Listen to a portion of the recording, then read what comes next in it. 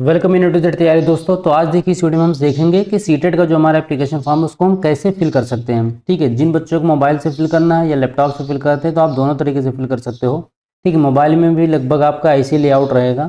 अब यहाँ पर देखिए सबसे पहले आपने क्रोम पर सीटेट सर्च कर लिया। सर्च करने के बाद यहाँ पर क्या होगा, आपका सिंपल सा जो पहला वाला आ जाएगा यहीं पर आपको क्लिक करना है सीटेट। और अगर आप वेबसाइट देखो तो setet.nic.in। ठीक है, आपने इस पर क्लिक किया। क्लिक करने के बाद क्या होगा, कुछ देर लोडिंग लेने के बाद आपका इस तरीके से खुल जाएगा। यहाँ पर देखिए लिखा है बीचों बीच में अप्लाई फॉर सीटेट जनवरी 2024। इस पर क्लिक करने के बाद अब यहाँ पर देखिए आप रेड कलर से लिख के आ रहा होगा अप्लाई फॉर सीटेट जैन। ठीक है, इस पर आपने क्लिक कर दिया। उसके बाद इस तरीके से एक पेज खुल के आ जाएगा। अब यहाँ पर देखिए जिन बच्चों का पहले से रजिस्टर्ड होगा, ठीक है, वो अपना एप्लीकेशन नंबर या पासवर्ड डाले। और अगर जो फिर से भर रहे हैं, ठीक है, या जो पहली बार भर रहे हैं, उनको बस लेफ्ट में देखो यहाँ पर लिखा है न्यू रजिस्ट्रेशन। ठीक है, इस पर आपको क्लिक करना है न्यू रजिस्ट्रेशन पर। ठीक है, अब यहाँ पर देखिए कुछ कुछ इन्फॉर्मेशन लिख गई हैं, जैसे कि क्या बोलते हैं जनरल ओबीसी। ठीक है, 1000 फीस है पेपर 1 की और दोनों पेपर की 1200 हैं। ठीक है, तो बीएड वाले तो ज़्यादातर पेपर 2 ही देंगे। ठीक है, और जो बीटीसी या डीलेड वाले हैं वो पेपर पेपर 1 उनका ज़्यादा सही रहता है, पेपर 1 2 दोनों दे सकते हैं आप। ठीक है, तो 1200 यहाँ पर दोनों पेपर के लिए है। और कैटेगरी वाइज अगर आप देखोगे तो यहाँ पर थोड़ा बहुत कम हो जाता है एससी एसटी का। ठीक है, उसके बाद जो भी आप पेमेंट करोगे डेबिट कार्ड या क्रेडिट कार्ड से होना चाहिए, या फिर आपका यूपीआई के थ्रू भी हो जाता है। आप यहाँ पर नॉर्मल स्टेप्स लिखे हुए हैं, आप चाहो तो पढ़ लेना।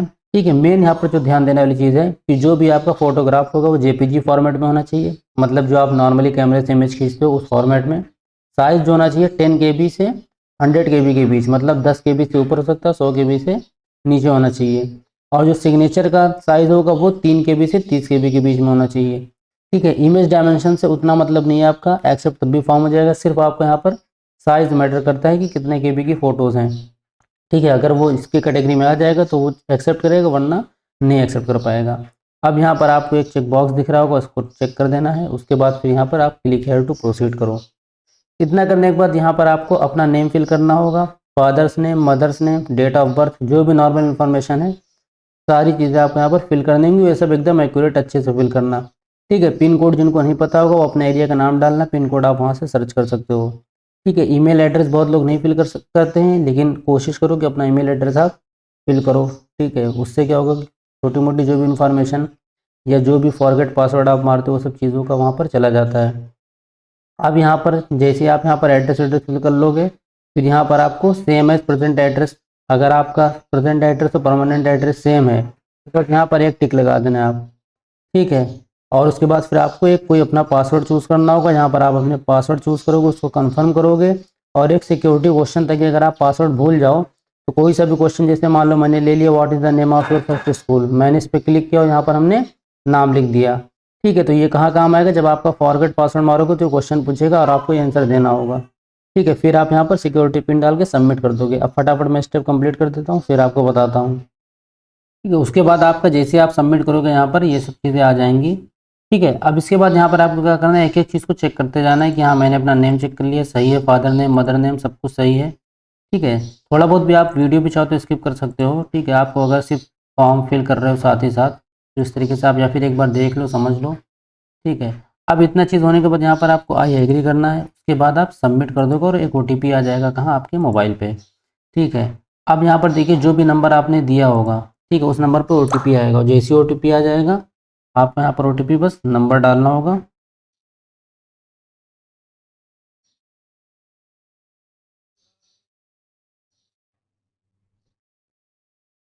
ठीक है, अब यहाँ पर हमने सबमिट कर दिया।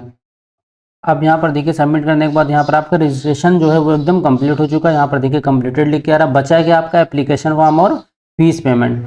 अब यहाँ पर आप एप्लीकेशन फॉर्म यहाँ से फिल कर सकते हो। ठीक है, नीचे देखो लिखा हुआ कंप्लीट एप्लीकेशन फॉर्म, इस पर आपने क्लिक किया। उसके बाद आपका यहाँ पर देखिए आ जाएगा कि कॉन्टैक्ट डिटेल्स आपने दे दी, पर्सनल डिटेल्स इनकम्प्लीट है। तो अभी इतनी सब चीज़ें आपको फिल करनी, तो फटाफट हम पर्सनल डिटेल सबसे पहले फिल करते हैं। पर्सनल डिटेल में देखिए यहाँ पर आपको सब कुछ तो फिल हुआ है। ठीक है, इसको पूरा कंप्लीट कर देते हैं हम, फिर उसके बाद दिखाते हैं।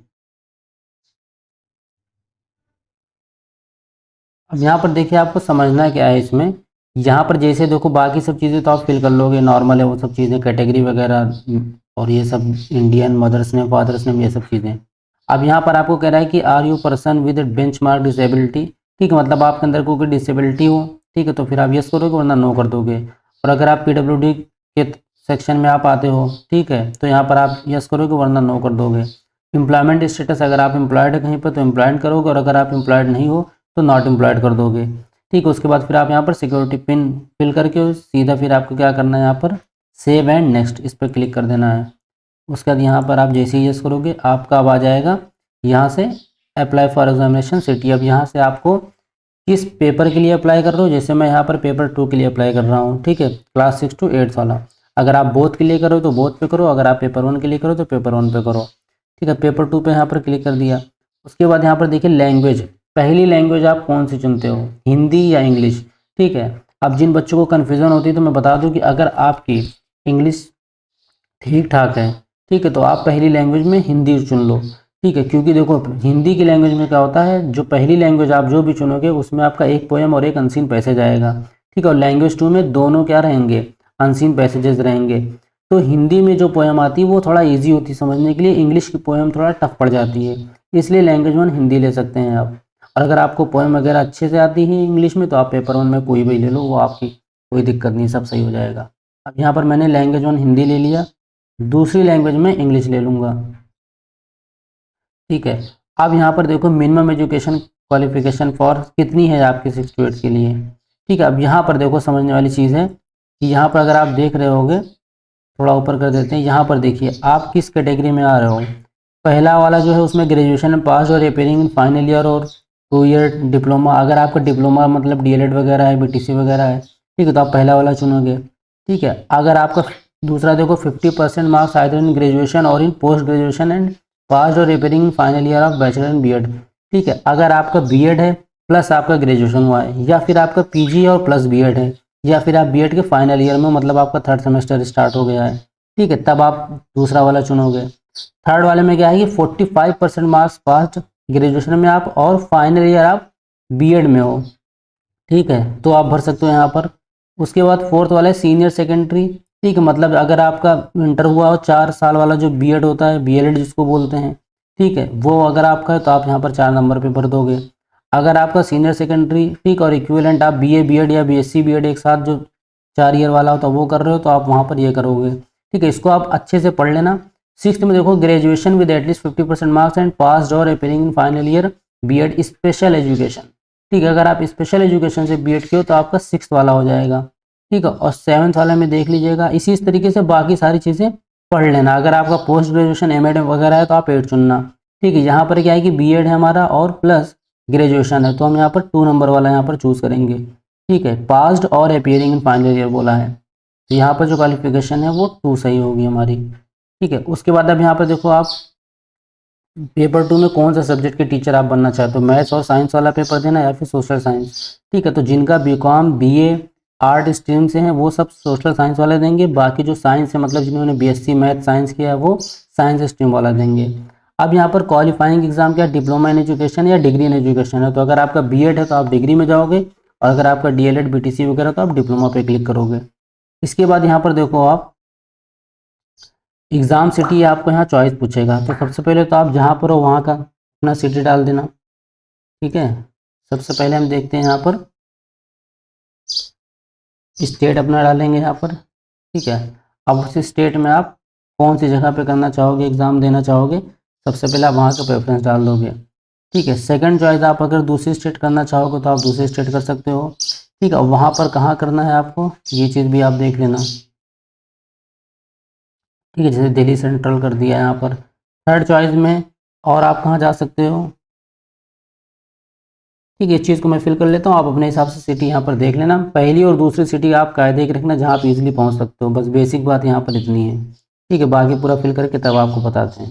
अगर आपने चूज़ कर लिया वहाँ पर आप सबमिट कर लोगे, उसके बाद आपका यहाँ पर आ जाएगा कि आपने जो भी डिग्री किया उसमें आप अगर पास हो या अपियरिंग हो तो पास है तो आप पास लगाओ, किस साल में आपने पास किया था, ठीक है। तो जैसे मेरा 2020 से 22 था तो आप यहाँ पर हमने क्लिक कर दिया, ठीक। उसके बाद आपका सब्जेक्ट या कोर्स स्ट्रीम क्या था, तो एजुकेशन रहा होगा, बिल्कुल जाहिर सी बात है। बोर्ड और यूनिवर्सिटी में अगर आप देखो तो अगर आपका यहाँ पर यूनिवर्सिटी का नाम आ रहा है तब तो ठीक है, ठीक है, बहुत लोगों का क्या यूनिवर्सिटी का नाम नहीं आता, तो यहाँ पर कहीं ना कहीं अदर का ऑप्शन आ रहा है, तो ठीक है फिर आप अदर में कर सकते हो।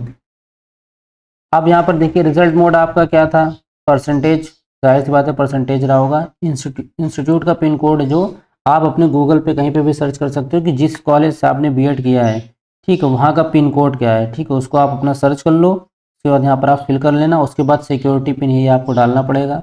ठीक है, बाकी कितना नंबर मिला, कितना परसेंटेज मिला, टोटल मार्क्स कितना था, ठीक है ये सब चीज़ें फिल करके यहाँ पर आप सेव एंड नेक्स्ट कर लेंगे, उसके बाद फिर हम मिलते हैं। ठीक है, अब यहाँ पर देखिए सारी इन्फॉर्मेशन मैंने फिल कर दिया है, कितना मार्क्स टोटल कितना मिला है, कितना परसेंटेज बना हमारा।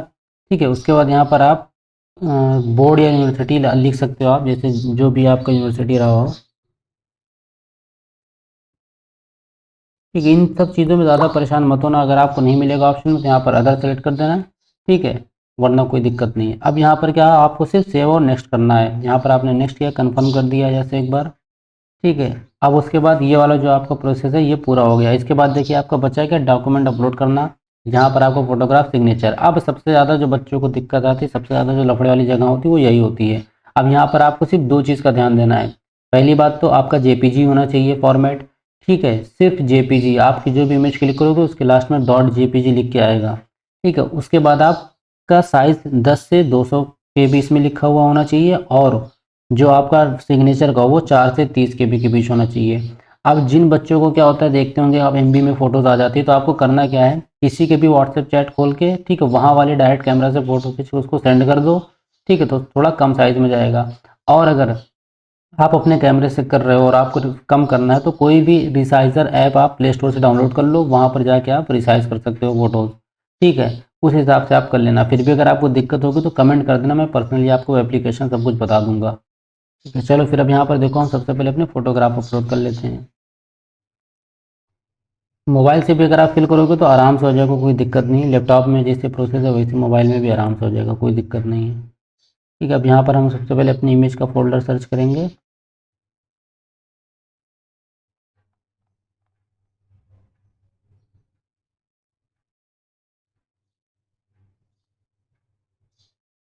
ठीक है, अब इसको थोड़ा बहुत आपको यहाँ पर क्रॉप करना होगा। अब क्रॉप करने के लिए आपको क्या करना रहेगा, अपनी फ़ोटो को इसके हिसाब से बस एडजस्ट करना है बस, ठीक है इसके अंदर आ जाए आपकी फ़ोटो। उसके बाद यहाँ पर आपको डन कर देना है। ठीक है, अब अपलोड कर दोगे आप, अगर साइज़ के हिसाब से हो जाएगा तो ये अपलोड हो जाएगा। ठीक है, अपलोड सक्सेसफुली। अगर नहीं होगा तो फिर सक्सेसफुल नहीं होगा। साइन का क्या है आपका, सिग्नेचर भी आप इसी तरीके से अपलोड करोगे, जेपीजी फॉर्मेट में रहना चाहिए। अब यहाँ पर भी आपको क्या करना होगा, इसको इसके अंदर तक किसी तरीके से आपको क्रॉप करना होगा। ठीक है, ये कंप्लीट साइन आपकी चली जाए यहाँ पर, इसको भी आप क्या करोगे, अपलोड कर दोगे, इधर सक्सेसफुली अपलोड हो जाएगा। अब यहाँ पर आपको सिर्फ सिक्योरिटी पिन डालना है लास्ट में। ठीक है, जो भी सिक्योरिटी पिन, अगर आपको दिक्कत हो रही हो, सिक्योरिटी पिन नहीं समझ में आ रहा हो, तो आप यहाँ से जो एरो बना है यहाँ से आप चेंज भी कर सकते हो। ये बाद सेव और नेक्स्ट कर देंगे यहाँ पर। ठीक है, अब इतना करने के बाद आपका ये वाला भी प्रोसेस क्या हो जाएगा, पूरा हो जाएगा। ठीक है, फाइनल सबमिट करने से पहले अगर आप चेक करना चाहते हो तो आप यहाँ पर चेक कर सकते हो। ठीक है, सारी इन्फॉर्मेशन यहाँ से हमने चेक कर लिया है। ठीक है, इतनी बार फॉर्म भर दिया है तो कोई दिक्कत नहीं, बहुत लोगों का भरा है। यहाँ पर आप देखो माई नेम पे क्लिक कर देना, डेट ऑफ बर्थ, ठीक है सब कुछ जो जो डिटेल्स यहाँ पर हैं, जो जो आपको वेरीफाई करना है, आप मत ऐसे टिक लगाते रहना, आप एक बार जाके वेरीफाई कर लेना कि आपने सब कुछ सही किया है कि नहीं। ठीक है, वरना दिक्कत हो जाएगी फिर। अब यहाँ पर आई एग्री करते हैं, फिर फाइनल सबमिट एप्लीकेशन फॉर्म। अब इतना सब करने के बाद आपका सिर्फ पेमेंट का बचा हुआ है। ठीक है, अब यहाँ पर देखो आपका एप्लीकेशन नंबर आ जाएगा, ये चीज़ आप चेक कर लेना या नोट कर लेना। ठीक है, एक बार कॉपी वगैरह में भी लिख लेना, क्योंकि मैसेज वगैरह ईमेल वगैरह कभी कभी आप नहीं ढूंढ पाते हो, मिस हो जाता है, डिलीट हो जाता है। अब यहाँ पर अगर आपको एप्लीकेशन एडिट करना है, कुछ चेंजेस करने हैं, तो आप कर सकते हो वापस जाके। ठीक है, वरना आप सीधे क्या करोगे, यहाँ पर अपना पहले ईमेल वेरीफाई कर लो यहाँ से। ठीक है, ईमेल वेरिफिकेशन का मतलब ये हो जाएगा कि आपका जो भी यहाँ पर आपने ईमेल डाला है, ठीक है उसी को आपको बस वेरीफाई करना है कि हाँ ये ईमेल हमारा वेरीफाई हो गया है। ठीक है, ये सब चीज़ें थोड़ा ज़रूरी रहती हैं ताकि आपको दिक्कत ना हो, कभी भी कुछ भी कोई दिक्कत हो जाए, पासवर्ड वगैरह या फिर लॉगिन नहीं हो रहा हो। ठीक है, तो वो सब चीज़ें आप वहाँ से जाके चेक कर सकते हो, आपके मेल वगैरह पे चला जाएगा नोटिफिकेशन। ठीक है, फॉरवर्ड पासवर्ड करोगे उसका भी, बाकी जो भी एग्ज़ाम की इवन कभी कभी तो आपको और नोटिफिकेशन भी आ जाएगा कि इस तारीख को एडमिट कार्ड आ रहा है या फिर इस तारीख को आपका एग्ज़ाम है, ये सब चीज़ें। ठीक है, अब यहाँ पर देखो OTP आ जाएगा आपके मेल पर, फटाक से अपने मेल पर जाना है और OTP को वहाँ से देख लेना, फिर यहाँ पर फिल करना है उसको। ठीक है, छोटी मोटी चीज़ें हैं, फटाफट कर देना है आपको।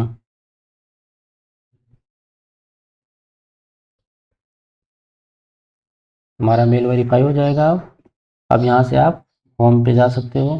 अब यहाँ पर देखिए आपका फ़ी पेमेंट करा है कि क्योंकि मैंने एक पेपर भरा तो 1000 का पेमेंट मांग रहा है यहाँ पर।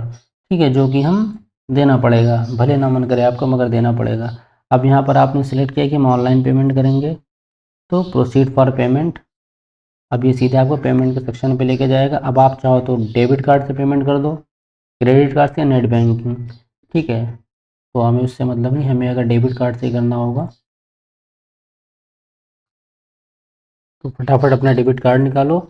अब यहाँ से जो भी होंगी सारी इन्फॉर्मेशन हम फिल करते हैं और पेमेंट हो जाएगा। अब यहाँ पर देखो गड़बड़ मत करना, अगर तुमने एक बार भी कुछ गलत चेंज कर दिया यहाँ पर, ठीक है, फिर वापस तुम सोचो बैक करके हम दोबारा कर लेंगे, ठीक है, तो फिर दिक्कत हो जाएगी। सपोज़ करो अगर हमको UPI करना हो, ठीक है, या डेबिट कार्ड करना हो, तो एक बार कोई सही से सिलेक्ट कर लो, वरना बाद में दिक्कत हो जाएगी, फिर आपको फिर 2-3 दिन आपको रुकना पड़ेगा। ठीक है, ये बहुत लोगों के साथ हुआ भी होगा।